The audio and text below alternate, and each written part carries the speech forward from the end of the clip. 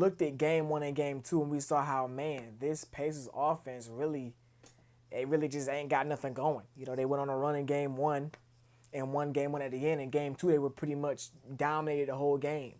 The last two games, we're seeing this offense have their way with OKC. OKC, statistically, you know, with the metrics and the analytics, is statistically the greatest defense we've ever seen, period. You know what I'm saying? And that, you know, of course, with a naked eye, that is not the case. But looking at how they dominated the metric stats, they are so much better than every other team in the NBA by the numbers. It makes them look like they're the best team defensively ever. And for 2 games, it looked like that. But with the way that Rick Carlisle has changed up the attack, the way they're going to attack this perfect defense, this defense that you know, Anthony Edwards said, it's like puppets.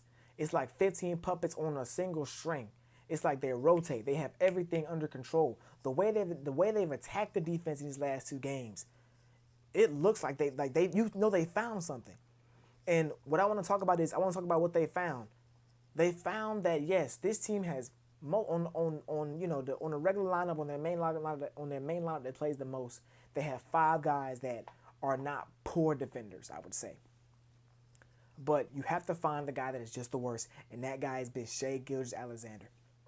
And you watch them. They start out, you know, of course, Lou Dort is defending Tyrese Halliburton. They run Tyrese. They run him off the screen, and they get a switch on the Shai Gilgeous, and they go to work from there. Or they may do a thing where I like how they do a double screen. They have a screen to get the switch on the Shai, and then they screen again to get Chet on a switch to get Chet on a switch to Tyrese Halliburton, and they let them play from there. You know, different things, a bunch of DHOs. You know, we know how fast this team plays in the full court, but I also see in the half court they're speeding things up as well. They're having guys run all over the place. A bunch of they may run 3 DHOs before they actually get into an action because they want to get this team moving. You know, I think OKC, when their defense is set, it's like an impenetrable fortress.